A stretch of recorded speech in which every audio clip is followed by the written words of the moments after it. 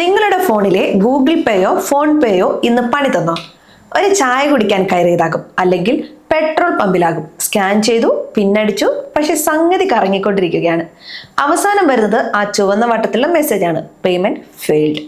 ഒരൊറ്റ ദിവസം കൊണ്ട് ലക്ഷക്കണക്കിന് മലയാളികളാണ് ഈ അവസ്ഥയിലൂടെ കടന്നുപോയത്. സംഗതി നിസ്സാരമല്ല.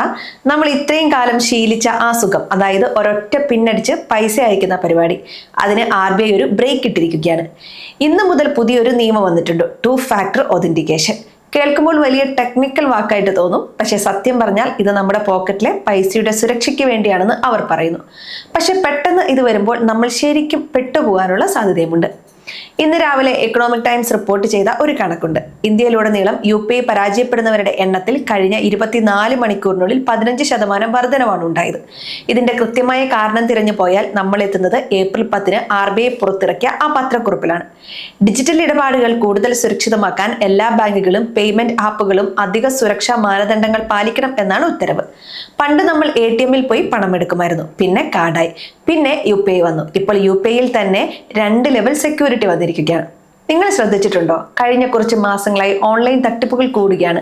ലിങ്കിൽ ക്ലിക്ക് ചെയ്യേണ്ടി പോലും വരുന്നില്ല, അക്കൗണ്ട് കാലിയാവുന്നു. ഇത് തടയാൻ വേണ്ടിയാണ് റിസർവ് ബാങ്ക് ഈ കളി കളിക്കുന്നത്. ഇവിടെയാണ് ട്വിസ്റ്റ് ഇരിക്കുന്നത്. നമ്മൾ വിചാരിക്കുന്നത് ബാങ്കുകൾ റെഡിയാണെന്നാണ്, പക്ഷേ യാഥാർത്ഥ്യം അതല്ല. പല ബാങ്കുകളുടെയും സെർവറുകൾ ഈ പുതിയ സിസ്റ്റവുമായി പൊരുത്തപ്പെടാൻ പാടുപെടുകയാണ്. അതുകൊണ്ടാണ് നിങ്ങളുടെ ട്രാൻസാക്ഷൻ ഫെയിൽ ആകുന്നത്. മണി കൺട്രോൾ പുറത്തുവിട്ട റിപ്പോർട്ട് പ്രകാരം ഇന്ത്യയിലെ പ്രമുഖ പൊതുമേഖലാ ബാങ്കുകളുടെ സെർവർ കപ്പാസിറ്റി അധിക ട്രാഫിക് കൈകാര്യം ചെയ്യാൻ തക്കവണ്ണം അപ്ഡേറ്റ് ചെയ്തിട്ടില്ല. ഫലം എന്താണ്? നമ്മൾ ക്യൂവിൽ നിന്ന് വിയർക്കും എന്ന് തന്നെയാണ്. നാം പറയുന്നത് ഇനിയൊന്ന് ആലോചിച്ച് നോക്കണം. ഇന്ത്യയിൽ ഒരു ദിവസം നടക്കുന്ന UPI ഇടപാടുകളുടെ എണ്ണം കോടിക്കണക്കിനാണ്. അതിലൊരു 10% പരാജയപ്പെട്ടാൽ പോലും എത്ര പേരുടെ ബിസിനസ് തടസ്സപ്പെടും? തൃശ്ശൂരിലെ ഒരു സാധാരണ കച്ചവടക്കാരൻ മുതൽ കൊച്ചിയിലെ IT ജീവനക്കാരൻ വരെ ഇന്നൊരു കൺഫ്യൂഷനിലാണ്.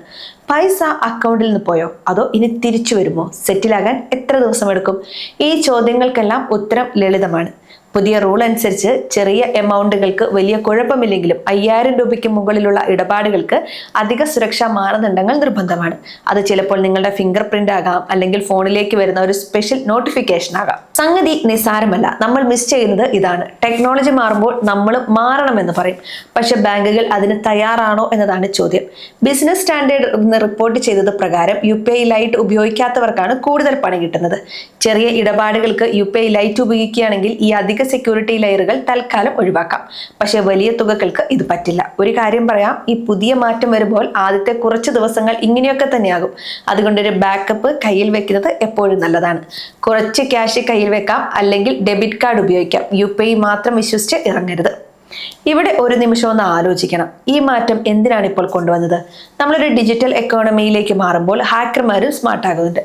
അവരെക്കാൾ ഒരു സ്റ്റെപ്പ് മുന്നിൽ നിൽക്കാൻ വേണ്ടിയാണ് ഈ 2 ഫാക്ടർ ഒതന്റിക്കേഷൻ. സുരക്ഷ കൂടുമ്പോൾ എളുപ്പപ്പണി കുറയും, എളുപ്പപ്പണി കൂടുമ്പോൾ സുരക്ഷ കുറയും. നമ്മൾ എവിടെ നിൽക്കണം എന്ന് തീരുമാനിക്കുന്നത് നമ്മളാണ്.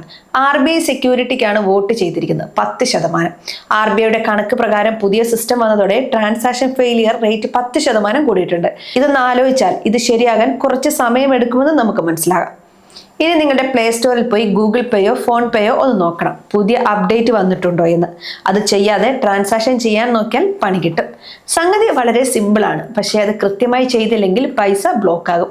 പലർക്കും OTP വരാൻ വൈകുന്നുണ്ട്. ടെലികോം കമ്പനികളും ഈ പുതിയ ട്രാഫിക്കിൽ പെട്ടുപോയിരിക്കുകയാണ്. അപ്പോൾ നമ്മൾ എന്ത് ചെയ്യണം? ഒന്നാമത്, നിങ്ങളുടെ UPI ആപ്പ് ലേറ്റസ്റ്റ് വേർഷൻ ആണെന്ന് ഉറപ്പുവരുത്തുക. രണ്ടാമത്, വലിയ തുകകൾ അയക്കുമ്പോൾ നെറ്റ് ബാങ്കിങ്ങോ കാർഡോ തൽക്കാലം ഉപയോഗിക്കുന്നതാകും ബുദ്ധി. കുറഞ്ഞത് ഈ ആഴ്ചയെങ്കിലും അത്തരത്തിലുള്ള നീക്കം നടത്തുക. സത്യം പറഞ്ഞാൽ പണം നഷ്ടപ്പെട്ടാൽ അത് തിരിച്ചു കിട്ടാൻ എത്ര ദിവസം എടുക്കുമെന്നതിനെ കുറിച്ച് RBIക്ക് കൃത്യമായ നിയമങ്ങളുണ്ട്. RBIയുടെ charter of the customer rights പ്രകാരം ഇത്തരം സാങ്കേതിക തകരാറുകൾ മൂലം പണം നഷ്ടപ്പെട്ടാൽ T+1, അതായത് ഒരു ദിവസത്തിനുള്ളിൽ ബാങ്ക് അത് തിരിച്ചു നൽകണം. ഇല്ലെങ്കിൽ ഓരോ ദിവസത്തിനും 100 രൂപ വെച്ച് ബാങ്ക് നിങ്ങൾക്ക് പിഴ നൽകേണ്ടി വരും. ഇത് പലരും അറിയാതെ പോകുന്ന കാര്യമാണ്. പക്ഷെ നമ്മുടെ സമയം പോകുന്നത് ആര് തിരിച്ചു തരും? അതൊരു വലിയ പ്രശ്നം തന്നെയാണല്ലേ. ഇനി ഞാൻ പറയുന്നത് ആലോചിച്ച് നോക്കണം. നമ്മുടെ പൈസ സേഫ് ആയിരിക്കുക എന്ന് തന്നെയല്ലേ പ്രധാനം.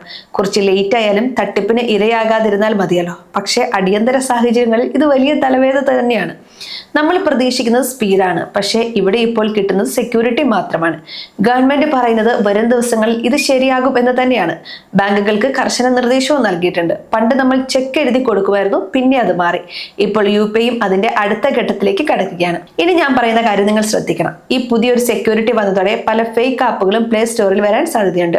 2FA എനേബിൾ ചെയ്യാം എന്ന് പറഞ്ഞു വരുന്ന ലിങ്കുകളിലൊന്നും ക്ലിക്ക് ചെയ്യരുത്. നിങ്ങളുടെ ബാങ്ക് ആപ്പിനുള്ളിൽ അല്ലെങ്കിൽ ഒഫീഷ്യൽ UPI ആപ്പിനുള്ളിൽ മാത്രമേ ഈ സെറ്റിംഗ്സ് മാറ്റാവൂ. സുരക്ഷിതമായിരിക്കുക എന്നത് നമ്മുടെ ഉത്തരവാദിത്തം കൂടിയാണ്. സിസ്റ്റം ഒന്ന് സ്റ്റേബിൾ ആകുന്നത് വരെ നമ്മൾ കുറച്ചൊന്ന് ശ്രദ്ധിക്കണം. ഒരൊറ്റ നമ്പർ ഇത് ചേഞ്ച് ചെയ്യുന്നു. ഇന്ത്യയിലെ ഡിജിറ്റൽ ട്രാൻസാക്ഷന്റെ ഗ്രാഫ് ഒന്ന് നോക്കിയാൽ നമുക്ക് മനസ്സിലാകും, നമ്മൾ ലോകത്തിന് തന്നെ മാതൃകയാണ്. പക്ഷേ ഇത്തരം ചെറിയ വീഴ്ചകൾ നമ്മുടെ വിശ്വാസത്തെ ബാധിക്കും. അതുകൊണ്ട് തന്നെ ബാങ്കുകൾ ഇത് ഗൗരവമായി എടുക്കുമെന്ന് നമുക്ക് കരുതാം.